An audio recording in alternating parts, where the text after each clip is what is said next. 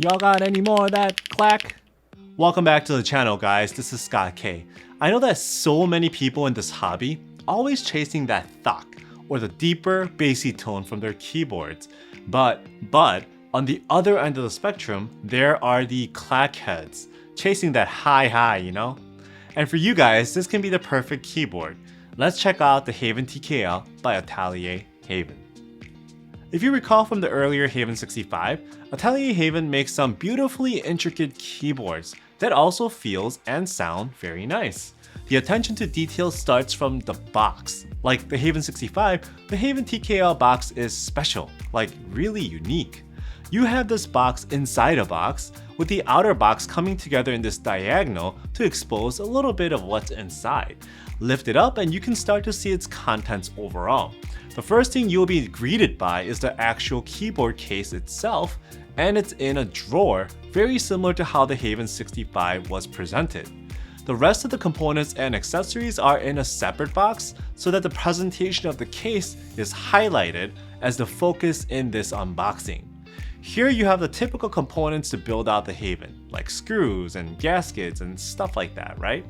So let's start real quick now with what's included in this accessories box, shall we?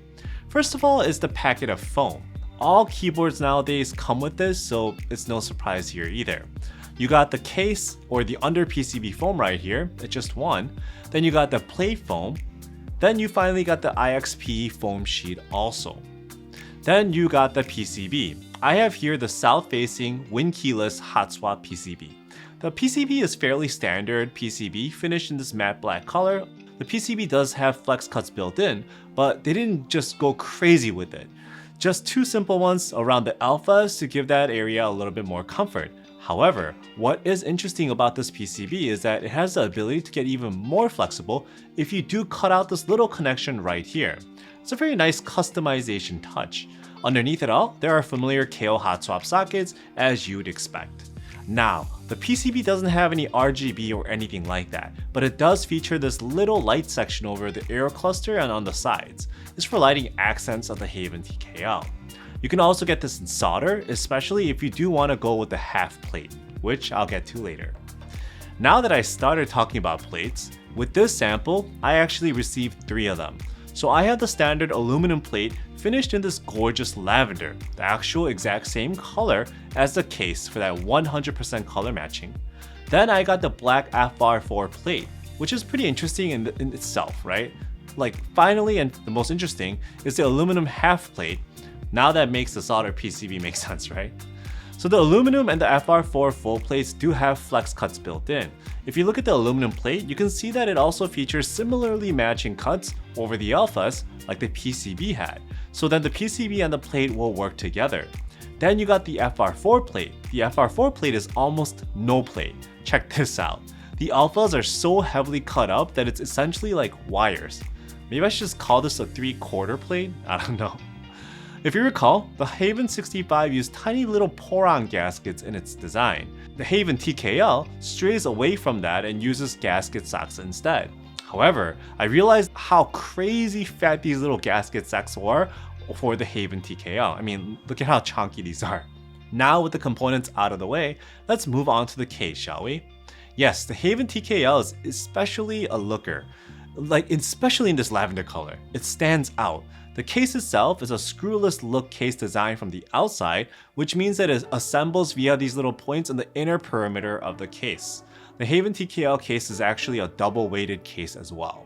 So the first one is pretty obvious, with the lower stainless weight kind of peeking through the center of the case like this. It's also a highly polished PVD, so it looks pretty amazing. Then you got this secondary rear weight piece that kind of acts like a cantilever in the back. You can even opt to get a clear transparent lower cover part for this, so you can see through it and you can look at the weight more in detail, so that's up to you. While looking at these weights, you can also see that the Haven TKL keeps to the same philosophy as the original Haven 65, with its crazy angles and cuts. Speaking of which, check this out. The Haven TKL case is made through a 9-step machining process. It's pretty crazy how much work is put into this case.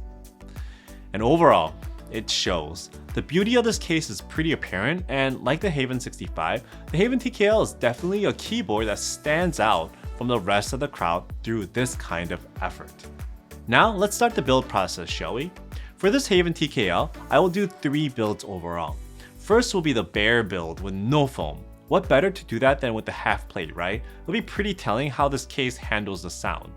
For the build, we'll be using a set of looped Epomaker Wisteria switches. Like from a previous build, I realized that the Epomaker Wisterias are actually very nice switches, and they tend to err on the clackier side for sure.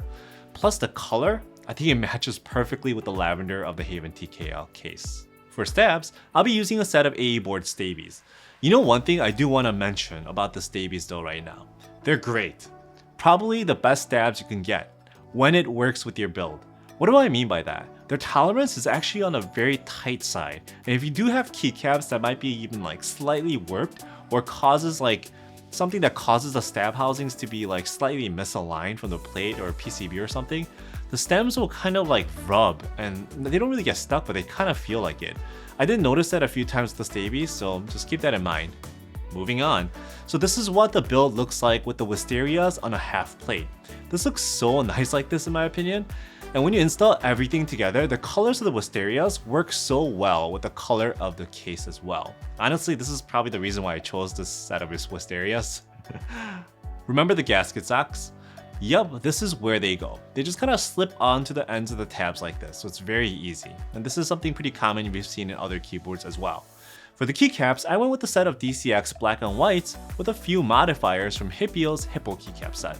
I do use a lot of DCX keycaps because they're really close to GMK quality at a lower cost. It just makes a lot of sense for these basic color sets, right?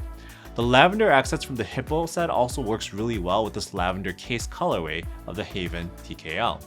Overall, the Haven TKL is fairly thin and a shallow case overall, so despite that, keyboard still has a nice little bounce to it, and the flex cuts over the alphas also do help to provide a little bit of flex, as you can see right here side to side.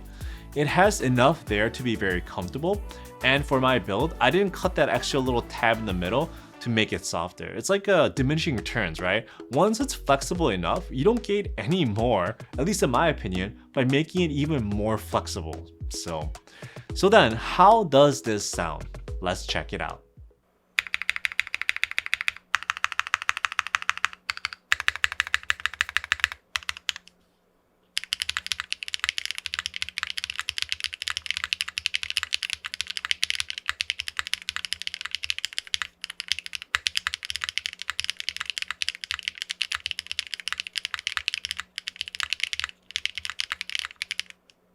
As expected, this combination yields a very clacky sound profile.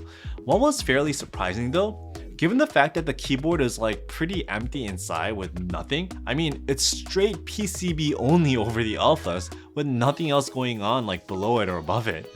I thought it would sound pretty anemic and hollow, but instead, the case does a very good job of sounding solid without the help of any fillers. Perhaps maybe the two-way design helps with this? The sound profile is clacky, like crazy clacky, but it's a nice and clean clack, and if you're a fan of that, this is a nice sound for you. Alright, what about if you decide to go with like a full plate, or in this case, how about a 3/4 plate? Because the FR4 is like so bare, it's like barely there. So with this FR4 build, I'll go full on foam, all of it. The case foam that was included, then the PE, and the plate foam, everything. Same switches and stabilizers. This is what the complete build looks like. What was interesting is that even with the plate and the foams, the Haven TKL exhibits pretty much the same amount of bounce and flex. So the fillers didn't impart that much, like have that much impact on it, right? Now let's take this thing for a spin.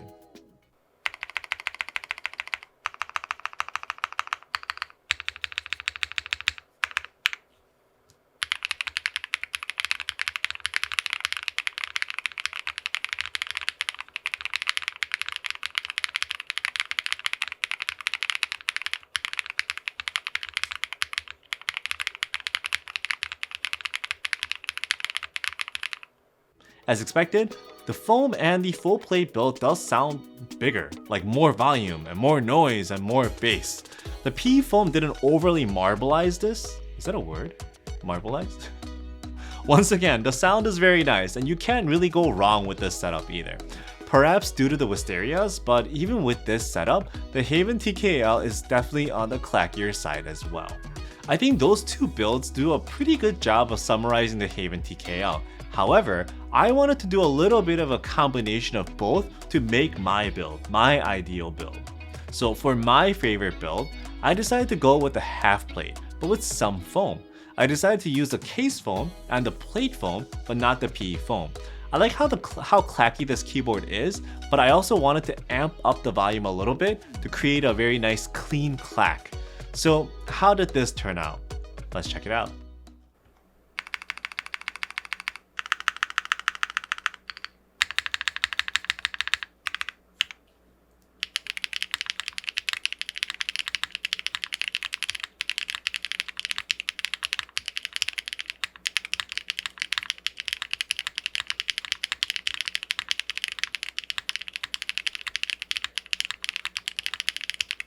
For me, I have a lot of various keyboards at my disposal, and a lot of them are on the low to mid frequency of sound.